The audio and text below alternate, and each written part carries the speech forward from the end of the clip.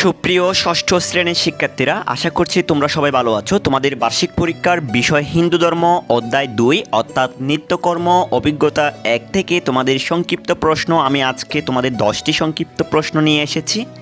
এই 10টি সংক্ষিপ্ত প্রশ্ন যদি তোমরা শিখে যাও তাহলে অবশ্যই তোমরা বার্ষিক পরীক্ষায় তোমরা কমন পাবে। সুপ্রিয় শিক্ষার্থীরা, তোমরা সবাই জানো তোমাদের এই সংক্ষিপ্ত প্রশ্নগুলো একটি তোমাদের 2 নাম্বার করে থাকবে। তোমরা 10টি লিখতে পারলে তোমরা 10 দুগুণে 20 নাম্বার পেয়ে যাবে। সুপ্রিয় শিক্ষার্থীরা, তোমাদের এই অধ্যায় 2 থেকে তোমাদের 10টি সংক্ষিপ্ত প্রশ্ন নিয়ে আলোচনা করছি। এই 10টি সংক্ষিপ্ত প্রশ্ন তোমরা বাসার মধ্যে নোট করে নেবে এবং খাতায় প্রয়োজন হলে খাতায় লিখে নেবে। সুপ্রিয় শিক্ষার্থীরা, আমি এখানে প্রথমে দিয়েছি, তোমরা দেখতে পাচ্ছ 1 নম্বরে অভ্যন্তরীণ সূচিতা অন্তর্গত বিষয়সমূহ কী কী। উত্তরে দিয়েছি অভ্যন্তরীণ সূচিতা বলতে মনের বা অন্তরের সূচিতাকে বোঝায়। এর অন্তর্গত বিষয়সমূহ হল বিদ্যার্জন, সদাচরণ, 3 সকল প্রাণীর মঙ্গল কামনা, 4 সবার জন্য সুচিন্তা করা, 5 কাউকে কষ্ট না দেওয়া ইত্যাদি। এটুকু লিখতে পারলে তোমরা 2 নম্বর পেয়ে যাবে।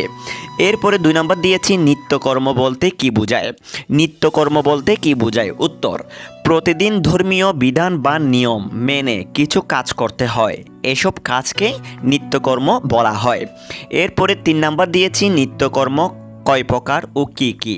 নিত্যকর্ম হলো 6 প্রকার। উত্তর প্রাতঃকৃত্য, মধ্যাহ্নকৃত্য, পূর্বাহ্নকৃত্য, অপরাহ্নকৃত্য, সায়াহ্নকৃত্য, 6 নম্বর রাত্রিকৃত্য।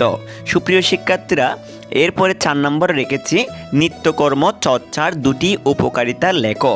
নিত্যকর্ম চর্চার 2টি উপকারিতা হলো 1 নিত্যকর্ম চর্চায় নিয়মানুবর্তিতা শেখা যায়, 2 ঈশ্বরের সান্নিধ্য লাভ করা যায়।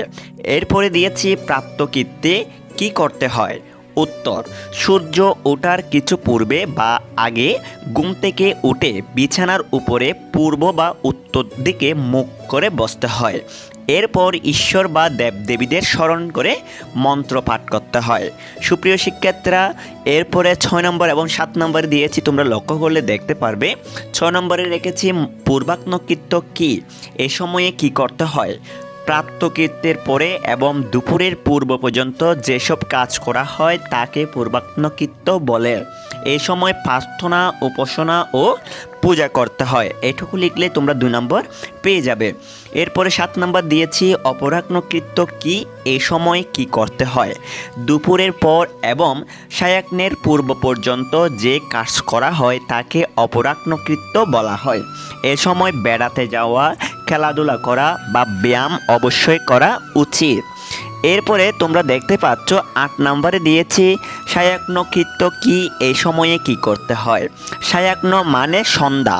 সন্ধ্যাকালে হাত, পা ও মুখ ধুয়ে পরিচ্ছন্ন হতে হয়। তারপর স্তব, স্তুতি, ভক্তিমূলক গান গেয়ে ঈশ্বরের উপাসনা করতে হয়। এরপর 9 নম্বর রেখেছি রাত্রিকৃত্যে কি করতে হয়।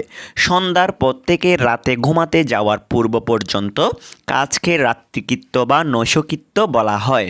এ সময় অধ্যয়ন বা অন্যান্য প্রয়োজনীয় কাজ করা হয়। তারপর শ্রী বিষ্ণুর পদ্মনাভ নামটি উচ্চারণ করে ঘুমাতে হয়।